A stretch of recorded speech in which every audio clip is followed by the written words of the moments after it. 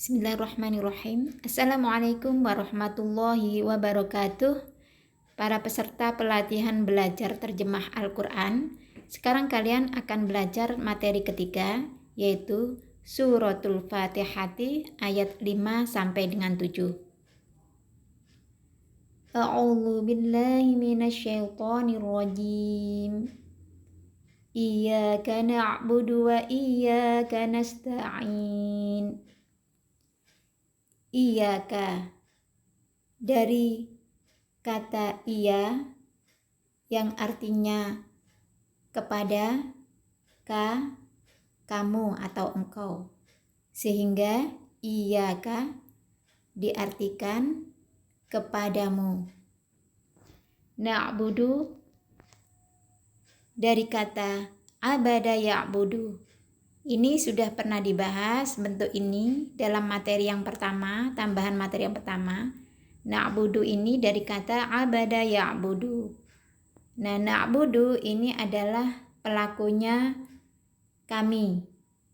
Abada menyembah, sehingga artinya adalah kami menyembah. Tanda bahwa pelakunya kami adalah diawali dengan huruf nun di depan. Ingat ya materi yang pertama, tambahan materi yang pertama. Jadi na'budu artinya kami menyembah, atau abada bisa diartikan beribadah, kami beribadah ya. Kemudian wa iyyaka dari kata wa dan iyyaka kepadamu.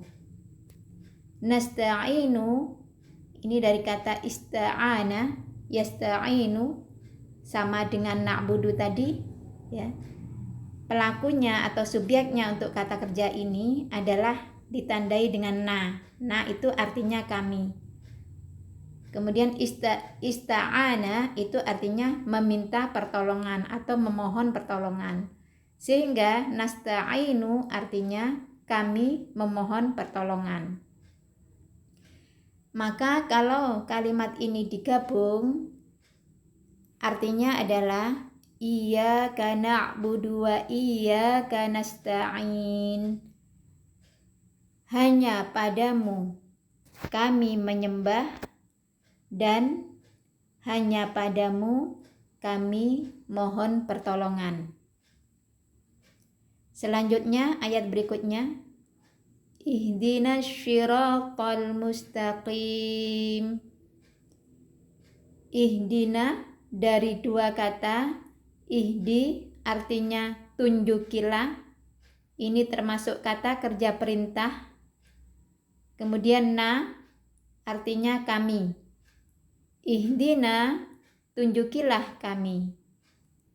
Asyirata jalan, al-mustaqima yang lurus. Kalau digabung, ihdinas syiratal mustaqim. Tunjukilah kami jalan yang lurus. Berikutnya,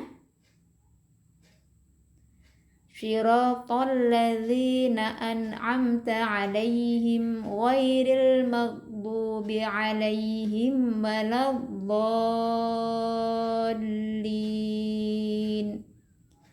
Sirata jalan, alladzina orang-orang yang. Ingat pada tambahan materi yang lalu, kalau ada kata benda yang diakhiri dengan ya nun, ini menunjukkan arti jamak atau banyak. Kalau alladzi itu artinya orang yang ya. Alladzi artinya orang yang. Ketika ditambahi dengan ya nun, maka menjadi orang-orang yang. Ini perlu dicatat ya. Kemudian lanjut, an'amta telah engkau beri nikmat. Alaihim dari dua kata ala dan him. Ala artinya atas, him mereka. Sehingga alaihim artinya atas mereka. Ghairi, bukan atau selain. Al-maghdubi, yang dimurkai. Alaihim sama dengan barusan ya. Terdiri dari dua kata, ala dan him. Ala atas, him mereka. Waladhdallin, dari tiga kata, yaitu wa dan la, bukan, atau biasa mengartikan tidak, tapi di sini konteksnya lebih pas pada arti bukan ya. Kemudian ad-dallin, ingat diakhiri dengan ya nun, berarti dia menunjukkan kata benda yang jumlahnya banyak ya, isim jamak ya. Sehingga ad-dallin adalah orang-orang yang sesat.